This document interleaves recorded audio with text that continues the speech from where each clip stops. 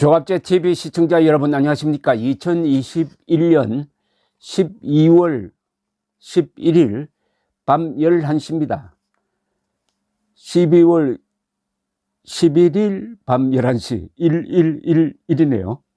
12월 11일 밤 11시입니다. 일이 하나 둘 셋 4개가 있는데 이 1등을 한 사람들에 대한 연구를 한 기사나 책을 읽어본 적이 있는데요. 근데 한 10여 년 전에 월간조선에서 역대 올림픽 금메달리스트 15명이 말하는 세계 정상에 오른 10대 비밀, 이런 인터뷰가 있었습니다. 이 금메달 딴 사람들을 일일이 인터뷰를 해가지고 무엇이 당신을 세계 정상에 세웠느냐 하니까 거기서 자연스럽게 하나의 원리가 발견되었다는 겁니다. 그래서 그걸 취재한 기자가 정리한 게 이게 이런 원리가 있답니다. 이걸 제가 소개를 해드리겠습니다. 세계 정상에 오른 사람들이 말하는 1등의 원리. 1. 남보다 연습을 더 많이 한 사람이 1등이다. 이건 너무나 당연한 거 아니겠습니까? 연습입니다. 두 번째, 2등은 의미가 없다. 억울하면 1등이 되라. 그러니까 2등 이런 데 만족하지 않는다는 거죠. 세 번째, 라이벌이 있어야 1등이 된다. 그러나 라이벌과 친해지면 안 된다. 비정합니다. 네 번째, 나는 인간이 아니라 짐승이었다. 얼마나 연습을 혹독하게 했느냐. 이건 황용조, 마라토너 황용조 씨의 이야기입니다. 청춘을 버리고 금메달을 땄다. 금메달을 따려면 잃는 것이 있어야 된다는 거죠. 누리면서 딸 수 없다는 이야기입니다. 나는 복수가 아니라 중이었다. 김광선. 그 다음에 언젠가는 성공한다고 믿으면서 실패를 이겨냈다. 성공의 확신. 좋은 지도자를 만났다. 아버지와 아내를 생각하면서 고통을 참았다. 또 이런 말도 있습니다. 정신력으로 이겨낼 수 없는 일은 없다. 정신력으로 이겨낼 수 없는 일은 없다. 그 다음, 무의식적으로 행동할 수 있을 때까지 연습했다. 마지막으로, 그때 그 느낌으로 평생을 살 수 있다. 그때 그 느낌이란 건 뭐냐면 정상에 올랐을 때 쾌감입니다. 정상에 올랐을 때 그 쾌감을 느끼는 순간 그 쾌감을 다시 느끼기 위해서 또 열심히 한다. 그 1등의 기억이 계속 그 사람을 1등으로 만든다 이거죠. 이 기자들에게도 해당됩니다. 특종을 많이 하는 기자는 특종을 딱 했을 때 그 특종한 기사로 국민들을 흔들고 불의를 바로잡고 악인들을 감옥으로 보내고 하는 걸 보면서 쾌감을 느낍니다. 천하가 손 안에 들어온 것 같죠. 그 쾌감을 또 맛보기 위해서 또 특종을 한다는 겁니다. 그 다음에 개별적으로 무슨 말을 했는지 한번 살펴보겠습니다. 1988년 서울올림픽 탁구 부문 남자 단식 금메달을 받은 유남규 씨는 일기에 죽인다고 써놓고 1등 의지를 불태웠다는 겁니다. 자신에 대한 최면이죠. 그 다음 1996년 애틀란타 올림픽 레슬링 그레코로만형 48kg급, 그리고 2000년 시드니 올림픽 그레코로만형 54kg급 잇따라 금메달을 받은 심권호 씨는 이렇게 이야기합니다. 2등은 2등이기에 차별받는 것이다. 억울하면 1등이 되어라. 공통점이지만은 1등에 대한 집착. 그 다음 또 현정화 씨, 아주 유명한 분이죠. 현정화 씨, 1988년 서울올림픽 탁구 부문 여자 복식 금메달리스트입니다. 이제는 1등 엄마가 될 거예요.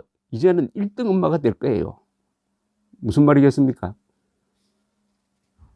그동안에 결혼도 하지 않고 오로지 금메달에만 모든 것을 걸었는데 이제는 엄마가 되어도 1등이 되겠다는 것 아닙니까? 그 집념을 사회생활에 그대로 가족 생활에 옮겨 놓으면 성공 안 할 곳이 없다 이거죠. 1등 선수는 1등 엄마가 될 수 있다. 또 한 분이 있습니다. 김재엽 씨, 1988년 서울올림픽 유도 부문 60kg급 금메달리스트입니다. 이제 제가 할 수 없는 일은 세상에 없습니다. 어떤 분야든지 세계 정상에 오르면은 이렇게 자신감이 생긴다는 것 아닙니까? 다른 분야에서도 내가 최고가 될 수 있다. 1등이라는 것은 그렇게 아주 위대합니다. 1등의 추억은. 1992년 바르셀로나 올림픽 유도 부문 여자 72kg급 금메달리스트 김미정 씨. 한 번 이긴 사람에게는 절대 지지 않는다. 한 번 진 사람에게는 반드시 이긴다. 투지입니다. 1996년 애틀란타 올림픽 양궁 부문 개인전 단체전 금메달리스트 김경욱 씨. 상대를 이긴 게 아니라 제 자신을 이긴 것 같아요. 상대에게 이기 전에 자기 자신을 이겨야 된다. 주로 훈련할 때 자기 자제력, 자기 자신에 이겨야 다른 사람에게 이길 수 있다. 철학자의 이야기처럼 들립니다. 이 꼭대기에 오른 사람들은 말하는 게 이렇게 다 사상적, 철학적 의미가 있습니다. 1988년 서울올림픽 복싱 부문 플라이급 금메달리스트 김광선. 나는 복서가 아니라 승려였다. 사회생활과 일체 차단하고 오로지 자기 연마에 집중했다. 이런 이야기입니다. 김명호 씨, 2000년 시드니 올림픽 펜싱 부문 남자 블루웰의 개인전 금메달리스트. 참았다. 또 참았다. 그래도 참았다. 그래서 1등이 되었다. 점점 비슷하지 않습니까? 1991년 바르셀로나 올림픽 여자 핸드볼 금메달리스트 박정림 씨. 청춘을 버리고 금메달을 딴 거예요. 그러나 후회는 없어요. 반드시 정상에 오르려면은 벗어 던지는 게 있어야 됩니다. 정상에 오르려면 몸이 가벼워져야 되지 않습니까? 그러려면 명예도, 돈도, 연애하는 것도, 사교하는 것도 다 벗어 던져야 된다는 겁니다. 그렇게 정상에 올랐을 때 그 쾌감, 그것은 영원히 그런 분들의 인생을 지배하게 된다는 거죠. 그 기억이. 1994년 릴리 한메르 동계올림픽 여자 1000m, 3000m 계주 금메달. 1998년 나가노 동계올림픽 여자 1000m, 3000m 계주 금메달리스트 전리경 씨. 매일 앉았다 일어섰다를 10분에 800번씩 했습니다. 가장 단순하면서도 지겨운 운동. 앉았다 일어섰다를 10분에 100번씩 반복했다는 겁니다. 1992년 바르셀로나 올림픽 역도 56kg급 금메달리스트 전병관 씨. 운동선수가 물도 안 마시고 9끼를 굶는다는 게 어떤 건지 아시겠습니까? 몸무게 줄이려고 했다는 거죠. 운동선수가 물도 안 마시고 9끼를 굶는다는 게 어떤 건지 아시겠습니까? 그것을 참으면서 금메달을 잡았다는 이야기입니다. 정재은 씨, 2000년 시드니 올림픽 태권도 부문 여자 55kg급 금메달리스트 장지원 씨, 2004년 아테네 올림픽 태권도 부문 여자 59kg급 금메달리스트. 라이벌과는 절대가 친구가 될 수 없다. 그러나 라이벌 때문에 1등을 할 수 있어. 좋은 라이벌이 있어야 된다. 그러나 그 사람하고 친해서는 안 된다. 친하면 어떤 생각이 들겠습니까? 바로 마음이 약해집니다. 라이벌 의식이 약해진다는 이야기죠.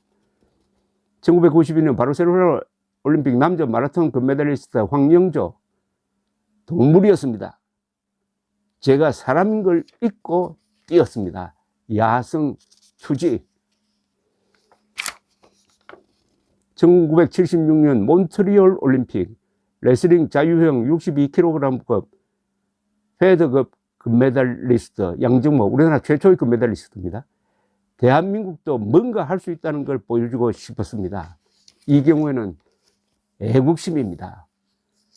이 투지가 더 큰 차원에서 승화된 것이죠. 왜 이런 이야기를 하느냐 하면은, 이제 3월 9일 선거를 앞두고 누가 유리하느냐 뭐 이렇게 이야기를 하는데 합니다. 정권 교체파가 55%, 정권 유지파가 35%에서 뭐 40% 왔다 갔다 합니다. 10에서 15%포인트 차이로 정권 교체파가 이기고 있습니다. 그러면은 얘는 자신감을 가질 때입니다. 뭐 90일도 남지 않았으니까 어떻게 될지 말지 이렇게 좌우우면할 필요가 없습니다. 정권 교체 반드시 가능하다. 자기 확실히 있어야 됩니다. 그러나 그 확신을 뒷받침할 만한 노력이 있어야 합니다. 국민의힘이든지 뭐 민주당이든지 그 선대위 이런 거 다 잊어버리고 왜 정권 교체를 해야 되느냐 하는 데 대한 자기 확신, 그것을 자신에게 설명할 수 있는 노력, 그 노력을 가지고 다른 사람을 설득할 수 있어야 되죠. 자신이 확신이 없는데 다른 사람을 설득할 수 있겠습니까? 이건 뭐 당 차원을 떠나서 나라를 살리기 위한 일종의 독립운동 아니겠습니까? 이거 제2의 독립운동입니다. 그리고 제2의 6.25 때처럼 호국운동이라고 볼 수가 있습니다.